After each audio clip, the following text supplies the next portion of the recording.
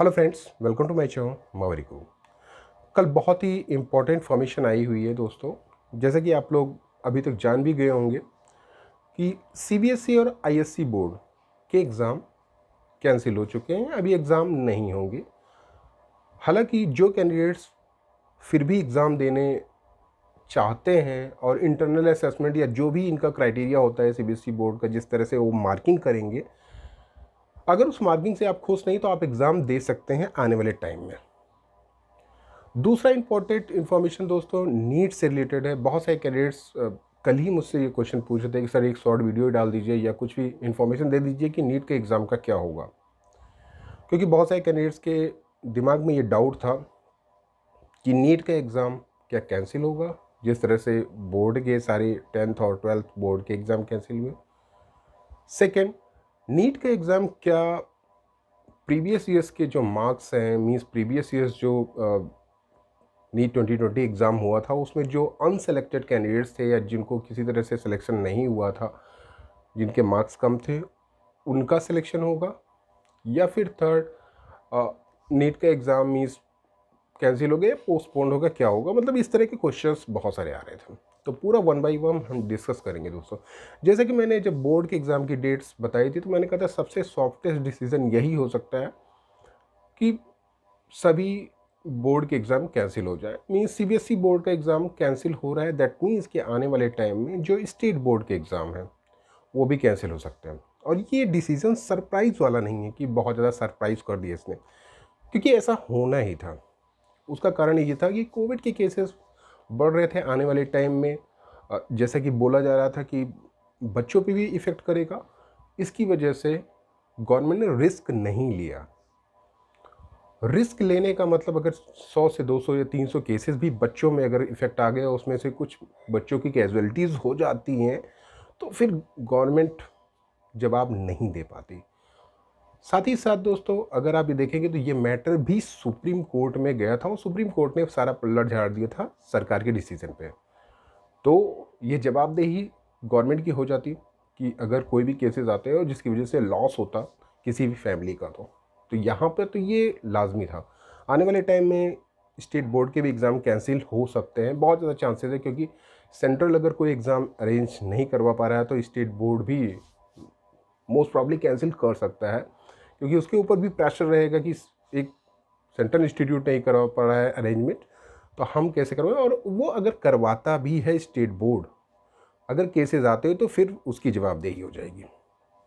तो ये बहुत ही ज़्यादा इसमें इश्यूज़ है दोस्तों। ऐसे आसानी से कोई भी स्टेट बोर्ड एग्ज़ाम करवाने के लिए राज़ी नहीं होगा। उसके लिए उसको बहुत ज़्यादा दृढ़ इच्छा शक्ति की ज़रूरत पड़ेगी कि भाई हमें करवाना है तो करवाना है, फिर चाहे केसेस आएँ या ना आए।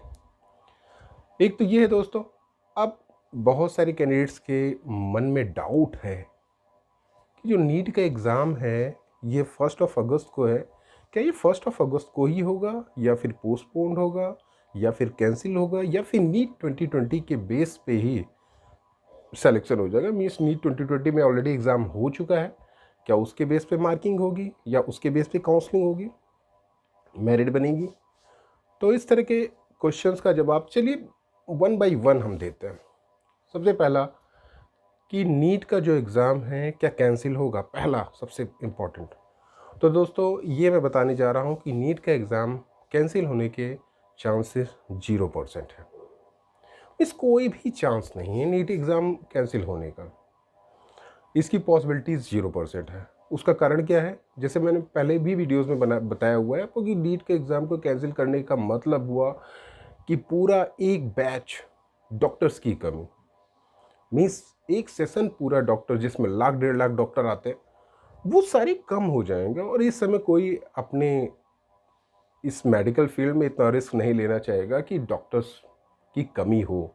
इंडिया में वैसे भी देखा जाए तो डॉक्टर्स की कमी है, तो अगर एक सेशन ड्रॉप कर दिया जाएगा तो डॉक्टर्स की ऑब्वियस सी बात है कमी और हो जाएगी, जो कि कोई भी गवर्नमेंट नहीं चाहती कि हम उनके यहाँ डॉक्टर्स की कमी हो।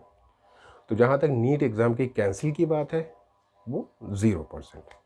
सेकेंड, क्या नीट का जो एग्ज़ाम है उसमें नीट 2020 के बेस पे सिलेक्शन होगा। मीन्स नीट 2020 में ऑलरेडी जो कैंडिडेट्स क्वालिफाई कर चुके हैं उनकी मेरिट बनेगी, जिनको सीटी नहीं मिली थी उनकी काउंसलिंग होगी। तो दोस्तों इसकी भी पॉसिबिलिटीज़ बहुत कम, मीन्स 1% ही मानिए। उसका कारण क्या है दोस्तों, मैं बताता हूँ। देखिए, अगर प्रीवियस ईयर्स के एग्ज़ाम के बेसिस पे मेरिट बनाई जाती है तो ऑब्जेक्शंस होगा 10+2 के कैंडिडेट्स का, जिनकी प्रिपरेशन चल रही है, जो इस बार 10+2 में है। वो सुप्रीम कोर्ट पहुंच जाएंगे और ये मैटर चलाएगा सुप्रीम कोर्ट, जुडिशियल हो जाएगा। और जुडिशियल मैटर हो जाएगा तो ये फेवर में आएगा उन स्टूडेंट के जो कि 10+2 में इस बार है, या फिर जो एग्ज़ाम देना चाहते हैं। बहुत सारे कैंडिडेट्स हैं जिनका अच्छा एग्ज़ाम नहीं हुआ था पिछली बार और वो इस बार देना चाहते हैं, इम्प्रूव करना चाहते हैं, तो उनका ऑब्जेक्शन होगा। ऑब्वियस सी बात है, ये मैटर फिर से वही हो जाएगा कि एग्ज़ाम कराना ही कराना है, या ऐसा आप मीडियम ढूंढिए जिससे कि एग्ज़ाम कराने में दिक्कत ना हो। तो ये तो इम्पॉसिबल है कि प्रीवियस ईयर्स के बेस पे आपको मेरिट बन जाए और आपका सिलेक्शन हो जाए, ये भी पॉसिबल नहीं है, क्योंकि जो करंट एग्ज़ाम होता है वो ज़्यादा बेटर होता है और उससे कैंडिडेट्स प्रिपरेशन वही प्रिपरेशन रहती है। अब प्रीवियस ईयर्स के बेस पे, स्कोर के बेस पे आपका सिलेक्शन नहीं होगा दोस्तों।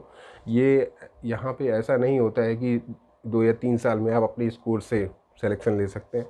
यहाँ पे नीट एग्ज़ाम में ऐसा नहीं होगा, वो पहले से ही डिफाइंड होता है जिस एग्ज़ाम के लिए होता है। दोस्तों तीसरा, क्या नीट का एग्ज़ाम 1 अगस्त को होगा? 1 अगस्त को नीट का एग्ज़ाम होने के चांसेस भी बहुत ज़्यादा कम है। उसका कारण क्या है?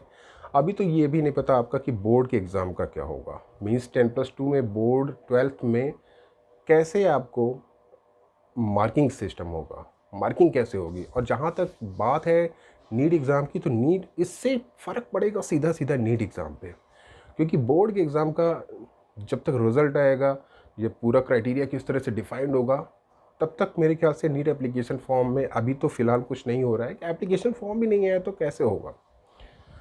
तो सबसे ज़्यादा इम्पोर्टेंट बात यही है दोस्तों कि नीट का एप्लीकेशन फॉर्म नहीं आया है, और नीट के एप्लीकेशन फॉर्म आने के बाद में भी बहुत सारे प्रोसीजर्स होते हैं। चाहे एप्लीकेशन फॉर्म फिलिंग हुआ, फीस सबमिशन हुआ, इसमें अच्छा खासा टाइम लगता है दोस्तों। उसके बाद भी करेक्शंस के आपको चांसेस दिए जाएंगे। उसके बाद फिर एडमिट कार्ड जब आएगा तो उसमें भी अच्छा खासा टाइम होता है, एडमिट कार्ड में करेक्शन होता है, बहुत सारे अभी भी टाइम है जिसमें कि अच्छा खासा टाइम कंज्यूमिंग होगा। तो 1 अगस्त को भी होने के चांसेस कम है दोस्तों।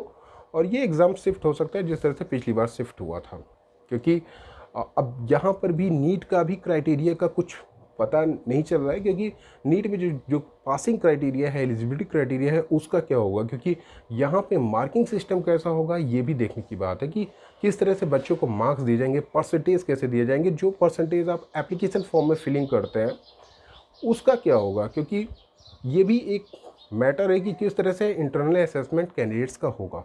तो आने वाले टाइम में नीट 2021 का एग्ज़ाम जो है वो 1 अगस्त के होने के चांसेस बहुत कम है। हालांकि आपकी जो प्रिपरेशन होगी वो ऑफिशियल डेट पे ही होगी। मैं यहाँ पे ये नहीं कह रहा हूँ कि आप 2 महीने 3 महीने बाद की प्रिपरेशन करिए, वो टारगेट आपका 1 अगस्त होना चाहिए। हालांकि उसके चांसेस कम है, तो वही बेस मान के चलिए दोस्तों, ऑफिशियल इंफॉर्मेशन का वेट करिए। और दोस्तों ये मान के चलिए कि ये प्रोसीजर सेम वही रिपीट हो रहा है जो नीट 2021 में हुआ था। हालांकि जब नीट का 1 अगस्त की डेट आएगी तो बहुत सारे कैंडिडेट सुप्रीम कोर्ट जाएंगे, बहुत सारे अभिभावक भी सुप्रीम कोर्ट जाएंगे। एग्ज़ाम कैसे होगा, कुछ लोग कहेंगे कि पूरी वैक्सीनेशन कराओ तभी एग्ज़ाम होगा। कॉम्पिटेटिव एग्ज़ाम में 15 लाख 16 लाख कैसे अरेंजमेंट होगा, जैसा कि पिछली बार हुआ था ना, सेम वही प्रोसेस फिर से रिपीट होगा। और तब तक अगर केसेस कंट्रोल में आ गए तब तो ठीक है, और तब तक केसेस अगर थोड़े बढ़ गए या बच्चों में अगर केसेस 2-4 आ गए तो फिर ये मैटर हो जाएगा जुडिशियल, जैसा कि 10+2 बोर्ड का हुआ था। हालांकि कैंसिल नहीं होगा, ये केवल एग्ज़ाम शिफ्ट ही हो सकता है दोस्तों, पोस्टपोन्ड ही हो सकता है, और कोई चांसेस नहीं है। क्योंकि एग्ज़ाम एप्लीकेशन फॉर्म के बाद काफ़ी टाइम लगता है, आपको बहुत ज़्यादा टाइम लगता है। अगर आपने देखा होगा तो उतना टाइम 15-16 लाख कैंडिडेट्स का एप्लीकेशन को रिव्यू करना, उनको देखना, करेक्शन देखना, उनकी फ़ोटो चेक करना, सिग्नेचर चेक करना, ये सारा सॉफ्टवेयर का काम होता है। लेकिन फिर भी इतना ज़्यादा वैलिड करना उसको 15-16 लाख एप्लीकेशन फॉर्म को, उसके बाद उसका एडमिट कार्ड निकलना, करेक्शन करना, उसमें फीस सबमिशन करना, बहुत सारा सर्वर इश्यूज भी बहुत सारे आते हैं। तो इस चांसेस हैं कि ये शिफ्ट हो सकता है एग्ज़ाम। तो आप लोग अगर प्रिपरेशन कर रहे हैं तो प्रिपरेशन जारी रखिए, प्रिपरेशन में कोई ढिलाई नहीं है। ये इस तरह की इन्फॉर्मेशन आपको फिर से देखने को मिलेगी, नीट पोस्टपोन करो, कैंडिडेट्स जिस तरह से पिछली बार हैशटैग चले थे नीट पोस्टपोनमेंट के, उस तरह से इस बार भी हैशटैग चलेंगे और नीट एग्ज़ाम को कैंसिल कराने के पूरे चांसेस होंगे, हालांकि पोस्टपोन्ड ही हो सकता है। तो ये इंपॉर्टेंट इन्फॉर्मेशन थी आप लोग के लिए दोस्तों। प्रिपरेशन जारी रखो। All the best, thanks, bye and take care.